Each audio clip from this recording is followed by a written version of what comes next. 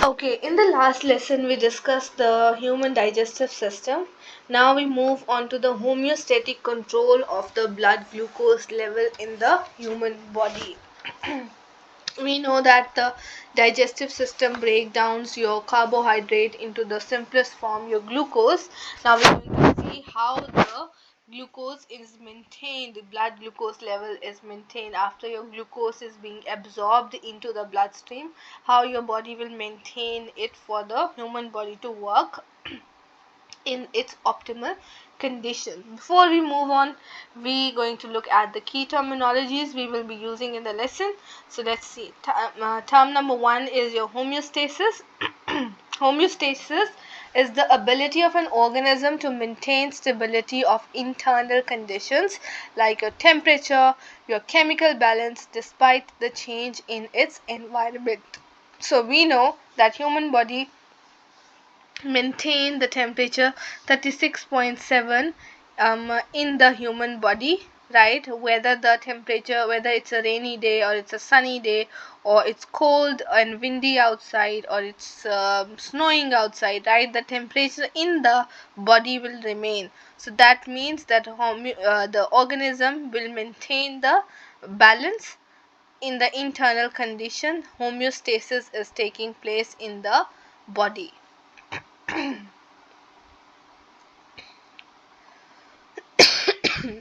Negative feedback mechanism in which human body that detect changes or imbalances in the internal condition and restore your homeostasis is your negative feedback mechanism. Then we have blood glucose, amount of glucose in blood.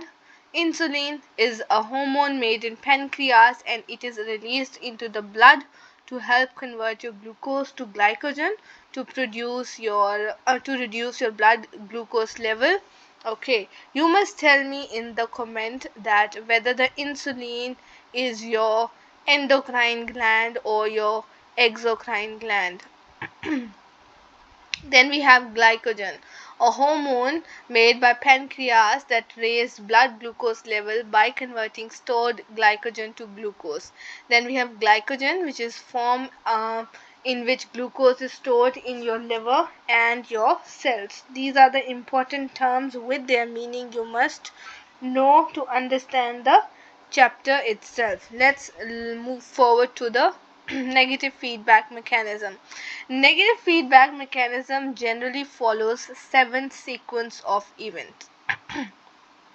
So step number 1 is that an imbalance is detected, then a control center is stimulated, then what will happen? Control center will respond. Then message is sent to the target organs. That target organ will respond again and it opposes or reverses the imbalance and then balance is restored. So for example, if the body temperature decreases, right, what will happen? Your body temperature will decrease, then heating process will be activated, so you will shiver, then the body temperature will increase and the cooling process is activated, right? If the body temperature decrease, the body will respond by activating your heating process so that you can store energy and don't feel cold. If you store a lot of energy and your body temperature increases more than it is required, then your body will start sweating, so the cooling process will be activated. So this is the negative feedback mechanism, right? Now we're going to explain the regulation of blood glucose level. Blood glucose refer to the amount of glucose in the blood. Glucose into the blood is absorbed into the blood from the digestive system and it is found in blood and is taken by the body cells to use, which is used in the cellular respiration, which releases energy. So glucose is important in cellular respiration, which is a process of releasing energy, and it is absorbed in the digestive system. If the blood glucose levels are low, the body cell cannot release enough energy and body cannot function. If the blood glucose level are too high, water is drawn out of the cell and into the bloodstream. This will result in dehydration of the cells and therefore dehydration of the body, and pancreas will monitor the amount of glucose in the body. This is important. Then after a meal, blood glucose level will increase because more glucose is absorbed from the small intestine into the blood. Then pancreas detect, and how will glucose be absorbed? Carbohydrates, enzyme which break down carbohydrate into the glucose, which is the using the pancreatic juice in this, or the intestinal juice, right, which is alkaline in nature, right. We have discussed it in detail in the earlier videos. If you haven't watched, please, I would recommend you to watch those videos first so that you can understand these in detail, right. Again, the pancreas detect an increase in blood glucose level and release the hormone insulin, which causes the glucose to be converted into glycogen, which is then stored in liver and skeletal muscles in the body, and body cells are stimulated to take up glucose, and this lowers the blood glucose level and it returns it to normal. So this is the example of your negative feedback mechanism. What will happen? The blood glucose level rise, the body detected the change, then the body detected change, the pancreas detected an increase in the sugar level and it releases the hormone, and then glucose will convert into the glycogen so that the glucose levels come right, or come in the optimal condition, normal levels. So this is the example of your negative feedback mechanism. Again, this is the diagram which is summarizing this negative feedback mechanism loop. So this is the normal blood glucose level, right. High blood glucose level, after eating, what will happen? Pancreas will secrete insulin, then glucose will be converted into the glycogen in liver, then cells will be stimulated to take up glucose, then blood glucose level will be lowered, right, and then the normal blood glucose level will be reached again. So 1, 2, 3, 4, 5. This is when the glucose level is high. What happens if the glucose level is low? If the blood glucose level drops, 1, the pancreas secretes glycogen. Number 2, then glycogen is converted into glucose in liver. Number 3, and then again blood glucose level will rise, and then normal blood sugar glucose level will occur. So this mechanism here is called your negative feedback loop mechanism. This is an example of negative feedback loop. Why loop? Because look, this is forming a loop here. Let me show you. Start from here like this. No.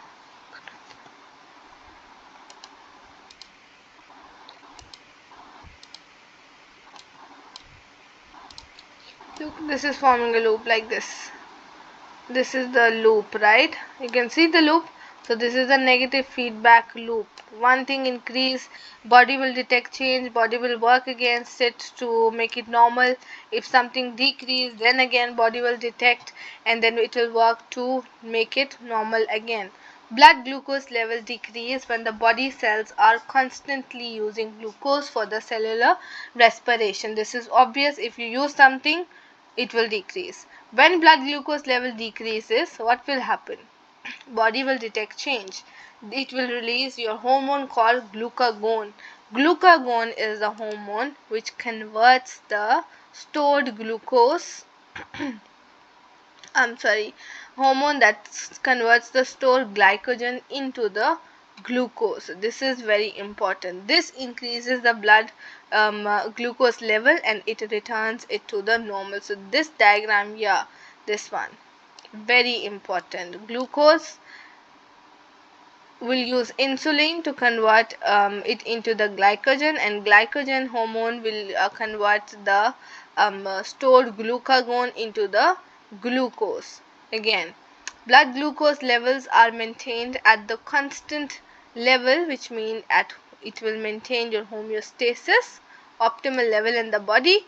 When blood glucose levels are too high, insulin is released from the pancreas to convert glucose into glycogen in the liver and muscles to return the blood glucose level to normal. When blood glucose levels are low, glucagon is released from the pancreas to convert glycogen stored in the liver and muscles into the glucose, right, which enters the blood and returns glucose level to the normal. Again, metabolic disorders related to your glucose is your diabetes mellitus, which occurs when insulin is not released or does not function properly, resulting in the high glucose level. This is important for exam purposes. Please remember this for the exam. Very important part. Always they test you on this, right? Okay, so here's the diagram again, where he said that when blood glucose level are high, insulin is released to from the pancreas. So this right here, pancreas. I'm just gonna write pan, right? Insulin is released from pancreas. It will turn glucose into your glycogen. Then when the blood sugar level is low, glucagon is released. This is the glucagon which is released from the pancreas again to convert the glycogen into the glucose. So where these hormones are releasing from? Pancreas. Important. If you know this diagram, you can just read this diagram and write all these 3 points. And the metabolic disorder related to this is your diabetes mellitus. Let's look at diabetes mellitus. There are 2 types in the diabetes mellitus, type 1 and type 2. What is diabetes mellitus? It is a disorder which is categorized by high blood glucose levels, which will result in the tiredness, dehydration, and lack of energy. So if the blood glucose level is high, you probably have diabetes. If it remains high for longer period of time, you probably have diabetes. But what type of diabetes you have? Type 1 or type 2? Because there are 2 types, we said. Let's look at the difference between type 1 and type 2 diabetes. So here's the table representing the difference. Type 1 is usually an inherited disorder or loss of insulin producing cells in the pancreas. So inherited disorder means maybe your dad has diabetes, so you are prone to diabetes, right? You might have diabetes because it is in your genes. Or your grandfather had diabetes, so you can also have diabetes. So it is inherited from your ancestors. Then if you didn't inherit the disorder, right, something happens to your pancreas and it loses the ability to produce insulin, then you will have type 1 diabetes. This treatment is lifelong disorder and it requires daily injection of insulin and specially adapted diet. So this can be life-threatening disorder, right, if it is not treated properly. Loss of insulin producing cell. If there is no insulin, your glucose is not converting into something you can obtain energy from, right? So you might die because of that. Your pancreas is not working properly. Type 2 diabetes. Insulin resistance, where body does not produce or react to insulin, usually as a result of poor lifestyle choice. So your pancreas is producing insulin, right, but your body is not reacting towards it. So that means you have type 2 diabetes, right? It is maintained by a balanced diet, regular exercise, and medication. So this is the 2 types of diabetes mellitus. Type 1 is life threatening, which is inherited or loss of insulin producing cell. Type 2 is where it develops the resistance, your body develops a resistance towards your insulin. Now We said that to maintain diabetes mellitus, we need balanced diet. What is balanced diet? Balanced diet is required to maintain good health. It should consist of all the nutrients like your carbohydrates, lipids, proteins, fats in the right amount as per your age, gender or level of activity. Right. Now different diets are your vegan diet, vegetarian diet, halal diet, kosher diet. These diets include different type of meals, so different amount of carbohydrates, fats, lipids, amino acids, all the nutrients are going in. We'll compare these different diets now, right? So vegan diet, do not eat any animal products such as your meat, eggs or milk. So if we say I'm vegan, means that I don't eat meat, eggs or milk, but I do. Okay, jokes apart. Vegetarian diet, do not eat meat but do eat dairy products and egg. So they are vegetarian. Vegetarian mean they can eat egg, dairy products and but they don't eat meat. Then halal, followers is Islamic faith. They don't use pork, alcohol, carnivores animals or any food that comes into contact with carnivore animals, and the slaughter of animals must follow a strict rule. So I am a Muslim, I follow a halal diet. Kosher, these are the followers of Jewish faith and they don't eat pork, shellfish, fish without fins, scales, and no predatory birds. So these are the different comparisons of different diets as per different people, cultures, religion, or personal or health choices. Now, malnutrition. When a person does not follow a balanced diet, they will be undernourished or overnourished. So if they eat too little food, they will be undernourished. If they eat too much food, which is also not good for you, they will be overnourished. So these both undernourished people and overnourished people, we will say that they are suffering from malnutrition. This occurs when a person does not follow a balanced diet. Let's look at the different types of disorders, why they are caused and the symptoms of this, right? Kwashiorkor, this is the lack of proteins. These occurs mainly in children. Why? What are the symptoms that you will see? Swollen stomach and liver, sores on skin, stunted growth. Then marasmus. This is the lack of energy food such as your carbohydrates and fat. What will happen if you don't have carbohydrates and fat in the diet? Muscles will start to thin. There will be no fat deposit, lack of energy and sunken eyes. Anorexia nervosa, this is a physical condition where a person refuses to eat in fear of gaining weight.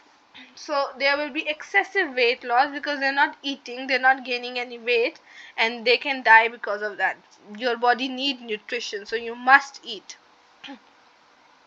Then bulimia, psychological condition where a person regularly overeats and induces vomiting to avoid weight gain. What will happen? Dehydration, tooth decay, tears in esophagus, electrolyte imbalance will take place in bulimia, which is overeating and then vomiting, so that you don't gain weight but you eat. Coronary heart disease, a diet too high in fat, sugar, obesity, high blood pressure, smoking, lack of exercise. Most of the Pakistani people have this coronary heart disease because they eat too oily, too sugary food, then they smoke and they don't exercise. Okay, so this is the coronary heart disease. Most of the Asian, Pakistani, Indian people, you will see their fat tummy, they are obese. So they are suffering from obesity. Why? Because their diet is too high in fat and sugar. What will happen? Plaque, cholesterol buildup in blood vessels going to the heart failure, heart attack will happen. Diabetes, poor diet, high in sugar and lack of exercises. Tiredness, heart attack, stroke, kidney disease, blindness, numbness in finger, toes and legs, amputation will happen because of the diabetes if there is high sugar in the body. Obesity, a diet too high in energy food like your sugar and fats. Symptoms include your excessive deposits of body fat, increased risk of heart disease, type 2 diabetes, hypertension and arthritis. So these are your disorders, causes and their symptoms. Now, when we talk about food, some people say that I have allergy to certain kind of food, so I can't take that in. We will discuss food allergy. What are the food allergy? When we eat something, some people have food allergy which is triggered when they consume or come in contact with particular food or group of the food type. So the body consider food item to be a pathogen. An immune system will attack the compound of the food item, and then the symptom of the food allergy will occurs like your swelling, itching, shortness of breath, wheezing. So these are the food allergy. Your body's immune system will think that food is a disease or a insect, not an insect, a microorganism that will give you a disease like a virus or a pathogen, right? It is a pathogen and it will attack it. It will try to kill it. This will give you a reaction like you will sneeze, swell, itch, shortness of breath. You won't be able to breathe. You will start wheezing. So these are the symptoms of food allergies. Then common food allergies in people nowadays are allergy to milk, peanuts, shellfish, eggs and gluten. These are the common allergies around the world. Now, food supplements. When a diet is deficient in certain nutrients, food supplements can be taken.